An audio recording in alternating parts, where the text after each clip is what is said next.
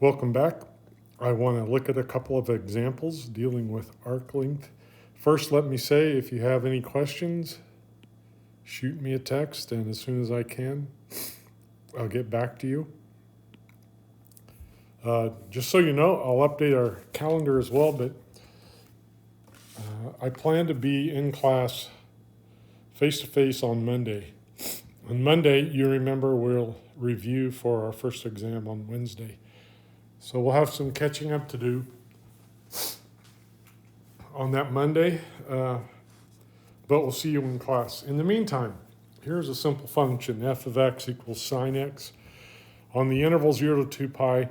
And I want you to, in just a minute, I want you to pause this video and I want you to think about what arc length means, apply it to this situation, sine x on the interval 0 to 2 pi, and I want you to estimate how long this curve is.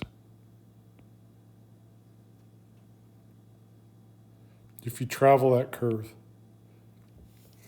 how many units do you cover from the origin out to 2 pi here? Okay? And I want you to write your guess. Write it down, and then we're going to compare notes.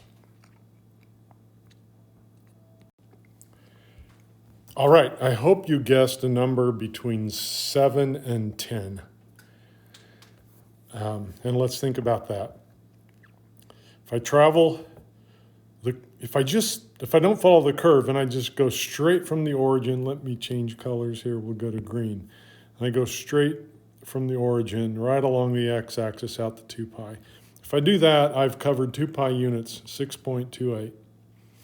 Okay, and obviously, if we travel the curve, we've got to go further than that. Think of the curve as the scenic route. Okay, now, it's hard to know exactly how much longer the curve is. I think if I would answer the question, I might say something like, just kind of eyeballing it, no real good logic. I'm going to guess something like 8.2. Okay, and now,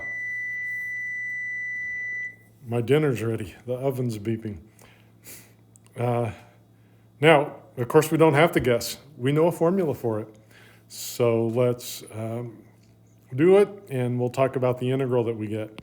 All right, so the arc length, let's call it L, is the integral from 0 to 2 pi. The square root, remember, I'll just write it out. 1 plus the derivative of sine is cosine, and the formula says we got to square that. So there's the integral. That tells me how long the curve is. Now, if you look at that function, the square root of 1 plus cosine squared, we don't know an antiderivative for it. In fact, I think it's a pretty complicated antiderivative. So we're not going to use the fundamental theorem. We're going to use a calculator, and I'm going to pause this video while I get my calculator out.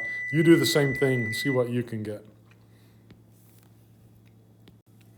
All right, it turns out I overestimated a little bit. My calculator says 7.6404. Obviously bigger than 6.28. So traveling the curve, we pick up what? Almost an extra 1.5 units. Okay, so not a very good guess. How did you do? I hope you did better. 7.64. Remember, for this integral, we must be measuring in radians, not degrees. Degrees will give you a bad answer. All right, I want to do one more problem. I haven't done one yet where we actually can find an antiderivative for the function that the formula leads us to, and I think this one will fill that task for us. So let's take a look. Here's a problem where we can use a fundamental theorem. We've done 2 problems where we can find the right integral, but we didn't know the antiderivative, so we used our calculators. And here's one just for your information where we can find the value using the fundamental theorem. These are functions where you can do this are fairly rare. There are probably some in the homework, which hopefully will be posted soon. But here's the function, 1/2 e to the x plus e to the minus x. This is a fairly famous function. I've sketched the graph over here. I'll just ask you to trust me.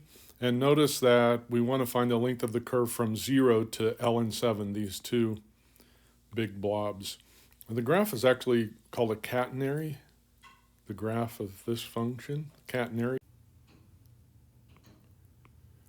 And it's been proven that this is the shape, a rope or some flexible thing like a rope. It's the shape it will take if you attach it to 2 points like these two here and let gravity act on it.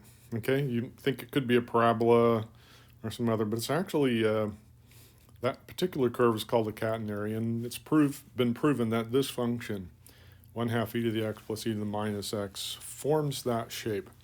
So kind of a famous historical curve, which doesn't really have anything to do with what we're trying to do, which is find the length of the curve that, let me outline it in green here. We want to find the length of this. Okay, we have a formula for it.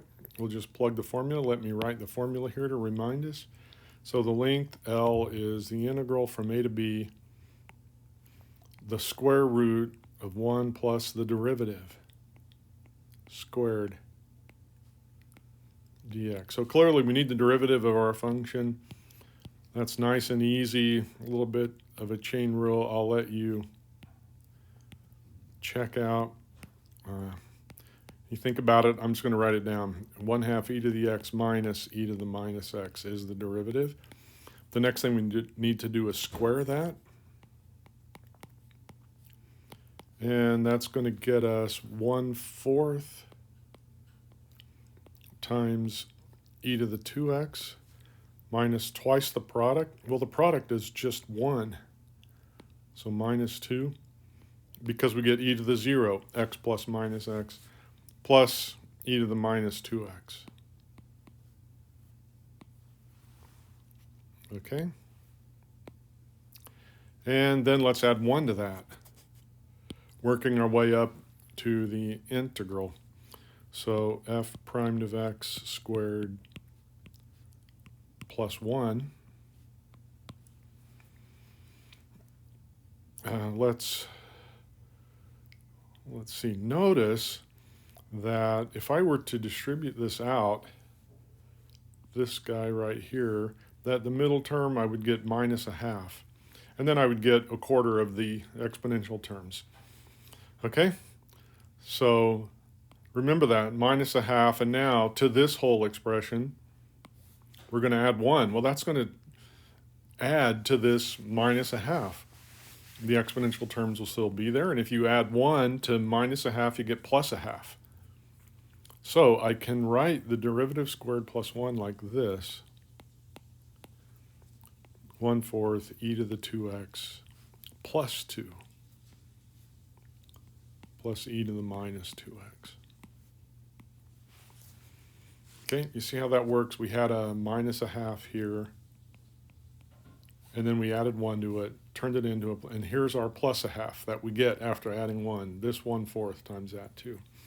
And then remember, this came from squaring that, and now we have the same form. So I can write this as 1/2 e to the x plus e to the minus x, parenthesis, squared.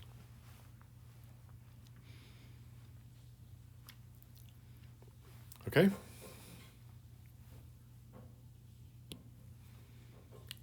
Remember, that's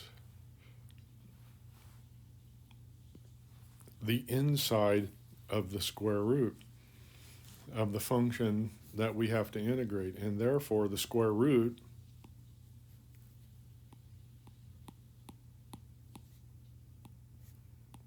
Well, just take the square root. 1/2 e to the x plus e to the minus x. So it turns out amazing considering what we had to go through. So the length is the integral from 0 to ln7, remember our limits, of the function 1/2 e to the x plus e to the minus x. Let's take the 1/2 out. The antiderivative of e to the x is e to the x. The antiderivative of e to the minus x is minus e to the minus x. We're going to go from 0 to ln7, which gets us 1/2. E to the ln7 is 7, minus e to the minus ln7 is 1/7. All right, I'll show you how that works. E to the minus ln7, by the third law of exponents, we can bump that -1 in as a power, and now we've got the e and the log consecutive, so they cancel out, and 7 to the minus 1, 1/7 survives. And then we plug in 0, which actually, in this case, it gets us nothing. We can multiply by 1/2 at the end. When I plug in 0, I get 1 e to the 0 minus 1 e to the minus 0. That's 1. So our answer here is 1/2 times, so 7 is 49/7, and we lose 1, so 48/7, which makes 24/7. Okay, so we could use a fundamental theorem. We could not use it for the first two examples. We didn't know antiderivatives for the functions x squared and the function at sine x. But for this one, we can do it, and we get a nice answer, 24/7.